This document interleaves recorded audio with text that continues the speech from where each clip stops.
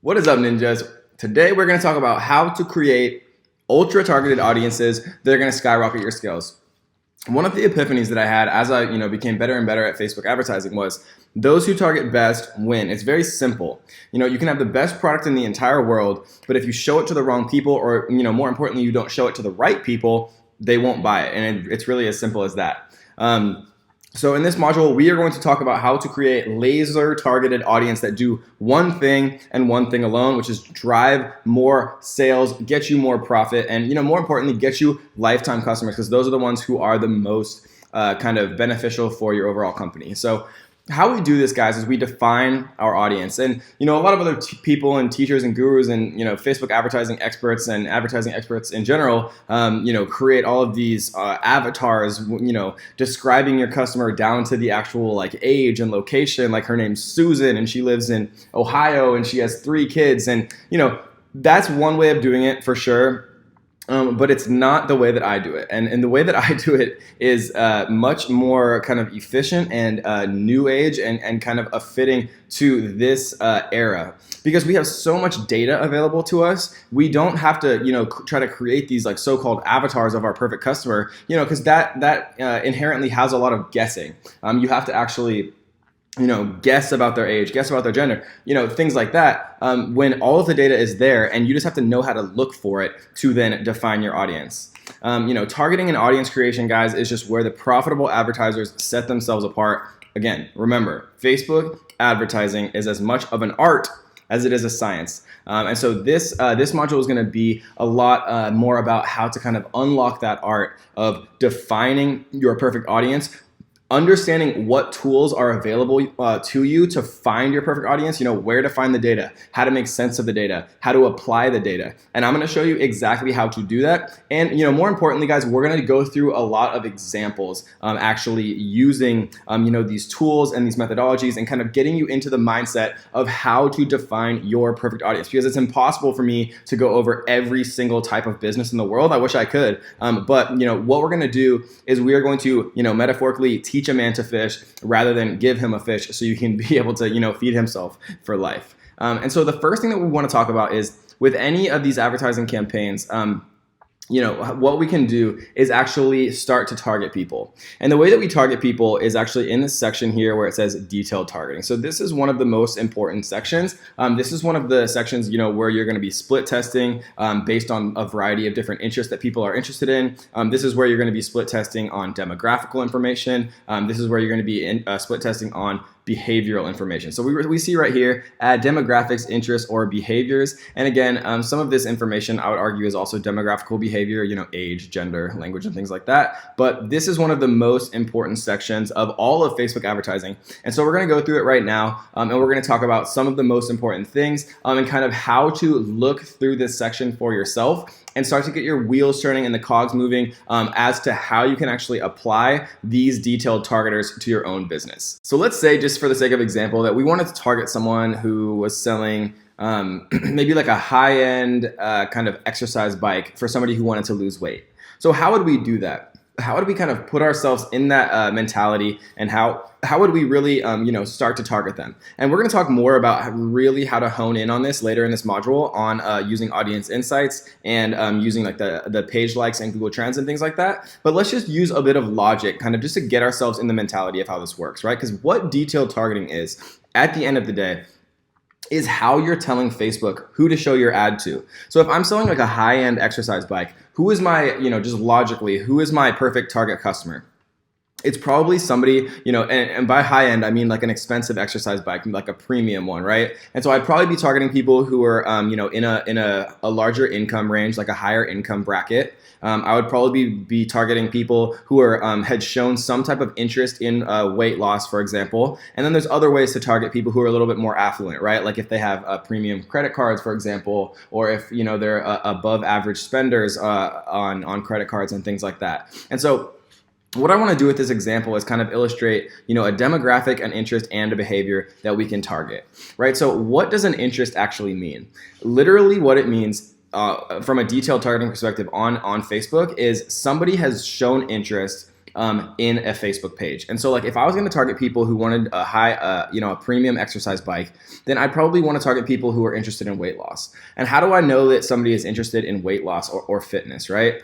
Let's think of some things. Like the first thing that comes to my mind randomly is just like Slim Fast, right? So Slim Fast, the drink, and what this means is people who have expressed an interest in or liked pages related to Slim Fast. So we can do this one. We could do, personal trainer.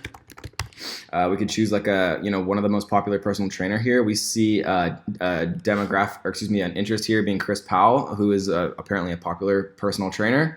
And something that's important to note here is the difference between fact-based and algorithmically based. And so, like, for example, people can go and actually like this person's page. Chris Powell has an actual Facebook page, and he's a personal trainer, right? So if we went to Facebook and we actually typed in Chris Powell, then his page would come up, right? So here he is.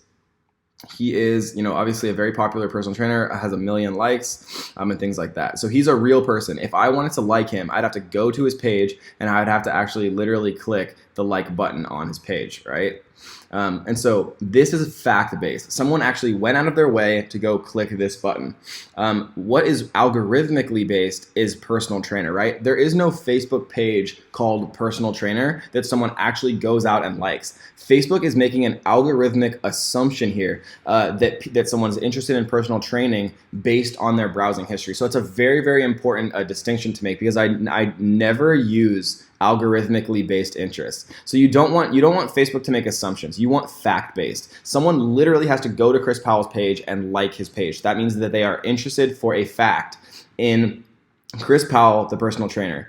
Personal trainer, right? If it's very generic, if it's general like this, it says people who have expressed an interest in personal training, right? Don't let Facebook make those assumptions for you. Choose the ones that are fact-based, right? People who are actually, like Bob Harper is a personal trainer. Sally Matterson, again, here's a good one, certified personal trainer. Oh, this is an employer's. Jillian Michaels, this is one that's fact. People actually have to go like her page. Here's another couple other examples. Again, this is probably the best example for an algorithmically based. So I like to do actually fact-based interests. So we're going to choose just those two. So this means that I'm now only going to show my ad to people who have expressed a fact-based interest in the Slim Fast Facebook page and the Chris Powell Facebook page, fact-based interest, right? And then if I wanted to target somebody who, had a demographic, maybe a little bit higher of an income, then I can just type in income here and it's going to show me some. So if I want to target people who are, have a little bit more money, people who have an income over 500 grand, right? And you can target people who have, lower incomes, medium incomes, or however you want to determine that, right here. But we're going to target people who are a little bit over the average as far as of income. And so something that's important to note here, guys, is right now we have 3 interests we're targeting. We're targeting people who have over 500,000 income, who have factually liked Chris Powell, and who have liked the Slim Fast page, right? These are facts-based. I'll show you another algorithmic base just so you guys have like an idea. So if we type in like health, right? So we see like right here, health and beauty as an interest. There is no Facebook page that is health and beauty, right? This is an algorithmically based assumption that people like health and beauty based on their browsing activity. But if we like, for example, health, the magazine itself, right? So if people actually have to go to the magazine and click like on the Facebook page, then that is a fact-based. So we like to stick with fact. But just something that I want to talk about really quickly, include people who match at least one of the following. So this is really important, right? So right now we're targeting people that have over 500,000 income, or like Chris Powell, or like Slim Fast. But if we wanted to be much more specific, right? So we see that our reach, here, let's put him back, Chris Powell. So we see with these 3, our reach is 1.6 million people, right? This is the total number of people who either have over 500,000, or like Chris Powell, or like Slim Fast, right? But if we take these out, and we want to make a much more refined audience. Instead of having them or, we can do and, right? So what we can do is we can narrow audience. So this says include people who match at least one of the following and must also match at least one of the following. So now if we put Chris Powell, it went from 1.6 million to 1,400, right? So only 1,400 people like Chris Powell and also earn over 500 grand, right? So this is this is an incredibly smaller audience, like literally, 0.1% or whatever it is. So obviously his audience doesn't generally have in this income bracket.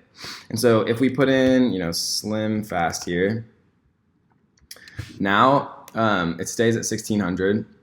But if we take out 500,000, right, it jumps up to 650,000 people who like Chris Powell or Slim Fast. And so that's just kind of a little, something that's important to recognize, that whenever you type anything in here, like Slim Fast, not the real Slim Shady, Slim Fast or Chris Powell, right, these are ors. And then if we put in, making over 500,000, then we're back up to the 1.6 million because this is making over 500,000 or liking Chris Powell or liking Slim Fast. So it's actually making our audience larger instead of narrowing the audience by clicking here. And so that is kind of an example of, an interest right here. This is an example of demographics, right? Earning over 500,000. But what if we wanted to find like an actual behavior, right? So if we type in credit card here, we can see some interesting stuff. So we can see that we can actually see behaviors here. We can target people who have high-end department store cards. We can target people who are active credit card users. We can target people who have premium credit cards, right? These are amazing ways to really target people based on their actual behaviors to be able to kind of hone in even closer on what we want our target audience to be. So for our example, we're targeting people who are affluent, right? Who are interested in weight loss and who are likely to purchase our high-end bike. So if we type in purchase here, we can actually see purchase behaviors as well. People like look at how detailed this is. People who have purchase behaviors who like food and drinks, sweets and snacks, and chocolate candy. You can literally target people that are that. You can target people that fine-tuned. You can target people who like alcoholic beverage. People who like who are impulse purchasers, which is a great one for e-commerce. But we might want to target somebody who is an active credit card spender, for example, and maybe we want to target them here. We're just going to do active credit card user, and we see this is a behavior.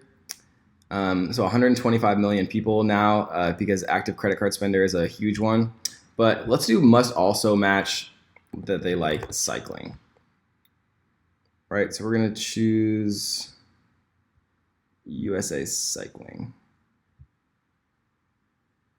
Right, because I almost chose cycling here, but cycling is, you guessed it, algorithmically based, and we're not going to do that one. We're going to choose USA Cycling.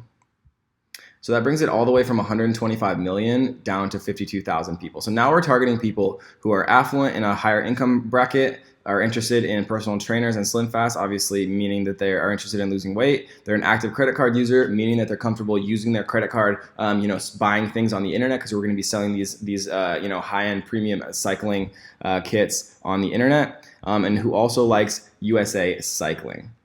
And so we can even narrow this down even a bit further, and we can put, what's a good bicycle brand? We can do Trek Bicycle Corporation.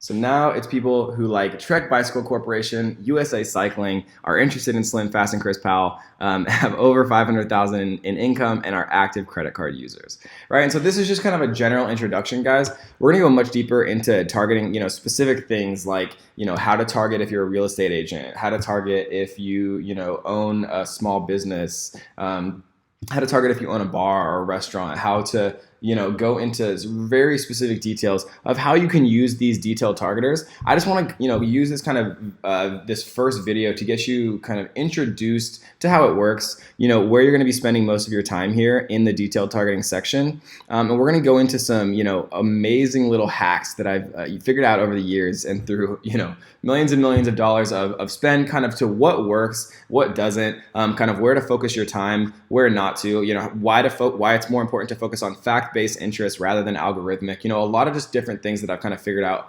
over the years. And so that is kind of your general introduction to the detailed targeting section, guys. And remember, we can actually, combine this thousands or at least hundreds or thousands of different demographics, interests, and behaviors from Facebook, but they also have, third-party partners. They partner with people to bring data in on income, on, all different types of information where you might be thinking, how does Facebook know how much money I make, right? But Facebook buys data from third-party data providers like credit bureaus and things like that, where they literally can aggregate just an unimaginable amount of data about people, but which is good for us because it allows us to target, our perfect customers. It's a little creepy, but it is what it is. And so I hope you enjoyed that one, guys. We're going to be able to target age, gender, languages, things like that. And then in combination, we're going to be able to add our custom audiences here, or our lookalike audiences. And so it really starts to synergize into a beautiful kind of thing when we can have our lookalike audiences here that we created from our custom audiences, our source audiences, our seed audiences, right? Maybe 1,000 people visited our page. We made that into a lookalike audience. We populate that lookalike audience here. Then we narrow it down to a specific age range, to specific genders, to specific languages based on the data that we're getting from Audience Insights and Google Trends. And then once we do that, then we narrow it even further for our favorite, our most targeted interest or two. And then we can split test on different interests and on different things like that, guys. So I'm just trying to get the wheels turning. I promise we're going to get into it and show you how to create amazing ads from scratch all the way through using custom audiences, using lookalike audiences, and using all types of interests, demographics, and behavior, guys. So I hope you enjoyed that one. Let's get to the next.